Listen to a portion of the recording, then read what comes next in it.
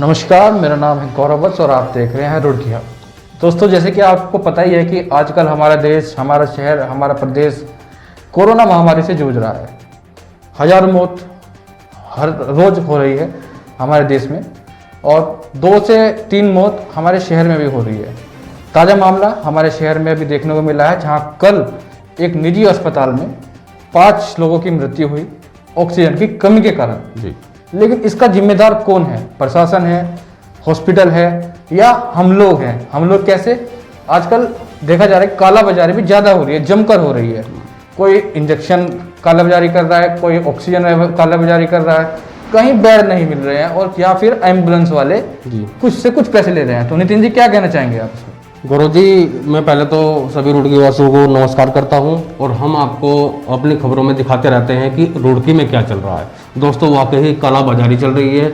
जिस हॉस्पिटल में 60 मरीज आ सकते हैं उसमें 100 मरीज भर्ती कर लिए जाते हैं, तो इलाज तो 60 का होगा ना, तो फिर वो और जो होंगे 40 उनका कैसे इलाज होगा, यह बात देखने वाली है। गौरव जी, ऐसा ही हुआ है ना?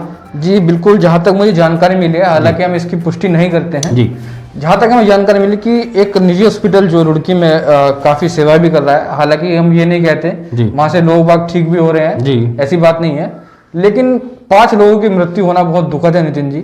और जैसे कि हमें सूत्रों के अनुसार पता लगा है कि वहां पर जो बेड की फैसिलिटी थी वो 60 बेड की मंजूरी थी, लेकिन फिर वो 60 के बाद 70 हुआ और 70 के बाद वहां पर 80, 90, 100 लगभग लोग वहां पर इलाज करवा रहे थे। ठीक है। लेकिन प्रशासन जो उनको ऑक्सीजन की सप्लाई कर रहा था, वो जो उनके कागजों में लिखा हुआ उस हिसाब से उन्हें ऑक्सीजन मिल रही थी। ठीक है। तो अब बड़ा सवाल यह है नितिन जी कि जब 70 लोगों के हिसाब से प्रशासन ऑक्सीजन पर्याप्त सप्लाई कर रहा है, तो 100 मरीज भर्ती करने की क्या आवश्यकता है?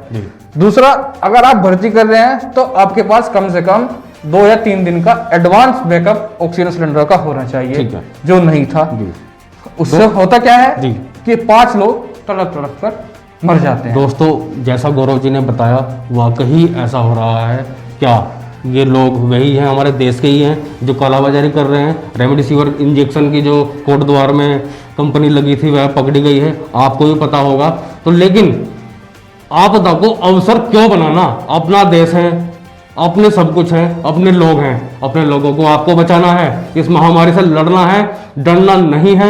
हमने भी कहा है, लेकिन दोस्तों कालाबाजारी करना बंद कर दीजिए। मैं आपसे हाथ जोड़ के निवेदन करता हूं, आपके बिना ना कालाबाजारी करने से बहुत लोगों की जान बचेगी और शायद हम दोनों भी हैं इसमें, ऐसा नहीं है कोई हम शक्तिमान है। लेकिन नितिन जी, मैं कहना चाहूंगा जी, मेरे रुड़की वासियों, मेरे जिले हरिद्वार वासियों जी, ये वक्त हम सबको एक साथ मिलकर इस बीमारी से लड़ने का है जी। इस बीमारी को दूर भगाना है जी। कोविड का चक्र हमें तोड़ना है। उसमें हमें आपकी भी आवश्यकता पड़ेगी, आपको हमारी आवश्यकता पड़ेगी और सब लोग अगर एक साथ इकट्ठा होकर काम करेंगे तो ही हम इस चक्र को तोड़ पाएंगे। बिल्कुल। आपसे एक विनम्र विनती यह है, आपको क्या काम करना है, आप कोई भी कालाबाजारी करता है तो तुरंत पुलिस को सूचना दे जी। पुलिस ने जगह जगह अपने नंबर सोशल मीडिया पर डाले हुए हैं कि किसी प्रकार की कालाबाजारी तो तुरंत उसे इन्फॉर्म करे। एम्बुलेंस वाला कोई मैं एम्बुलेंस वालों से भी हाथ जोड़ के निवेदन करना चाहूँगा कि आप किसी मजबूर को ज़्यादा पैसे ना लें। जो सरकार ने उनका किराया तय करा है उसी किराए के साथ उन्हें हॉस्पिटल तक पहुँचाए। और मैं हॉस्पिटल प्रबंधन से भी ये मांग करूँगा, चाहे वो कोई भी हॉस्पिटल हो, आप जो है आपदा को अवसर में ना बदले। आपको मरीज का इलाज करना है, आपको मरीज की सेवा करनी है। पैसा कमाने के लिए पूरी जिंदगी पड़ी है।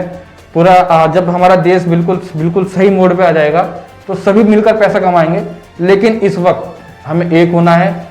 किसी की जो भी आवश्यकता हो, जो मदद हो सकती है वो करें। मेरा आपसे यही निवेदन है, एक दूसरे का सब साथ दें। हम आपसे हाथ जोड़ के निवेदन करते हैं और उनसे भी मैं निवेदन करता हूं जिन्होंने जो ऑक्सीजन सिलेंडर हैं वो घर में स्टॉक कर लिए हैं, उनसे किसी और की जान बच सकती है। साहब, आपसे मैं हाथ जोड़ के निवेदन करता हूँ और नितिन जी ऐसा ना करें और जिसे जरूरत है उन्हें ये मुहैया कराएं और मेरा देश खुशहाल रहे। और हम भी और प्रशासन की सहायता करें, अपनी सरकार की सहायता करें और सरकार भी लगातार कोशिश कर रही है इस कोरोना महामारी से लड़ने की और आप लोगों को बचाने की। नितिन जी, हमें उन लोगों को भी धन्यवाद करना है जी। हमारा छोटा सा शहर है रुड़की जी, लेकिन बड़े दिल वालों का शहर है जी। जो लोग सेवा में तत्पर रहे, 24 घंटे सेवा कर रहे हैं कोविड मरीजों की, उनकी भी मैं यहाँ पर नाम लेना चाहूंगा। एनवायरमेंट संस्था सुनील साहनी जी, जिसमें 11 मेंबर हैं, दिन रात लगे हुए, मैं उनके ग्रुप में जुड़ा हुआ हूँ। मैं देखता रहता हूँ कि हजारों लोगों की सेवा इसी राज्य में नहीं बल्कि 2 या 3-4 राज्यों में वो सेवा कर रहे हैं। मैं नगर विधायक प्रदीप बत्रा जी का भी धन्यवाद करना चाहूंगा,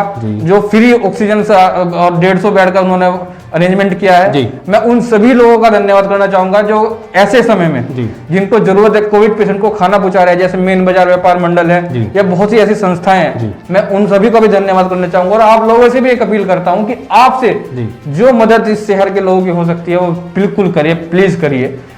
एक मेरे दोस्त को कल ही जरूरत थी किसी डॉक्टर से सलाह लेने की। सुनील साहनी जी को मैंने फोन लगाया, उन्होंने नंबर प्रोवाइड करवाया और नंबर से उन्हें सलाह दिलवाई। तो डॉक्टर्स भी उनके पास मौजूद हैं, आप सलाह ले सकते हैं। घबराइए नहीं, डरिए नहीं, लड़िए। कोरोना महामारी कोई इतनी बड़ी चीज नहीं है जो जाएगी नहीं यहाँ से। आप भगाएंगे, हम भगाएंगे, तो मिलकर भगाना है ना, कालाबाजारी नहीं करनी, अपने देश को बचाना है। और सुनील साहनी जैसे और भी कई लोगों को ये मैं कहना चाहता हूं कि वे लोगों की ज्यादा से ज्यादा मदद करें। और धन्यवाद। जय हिंद, जय भारत। जय हिंद, जय भारत।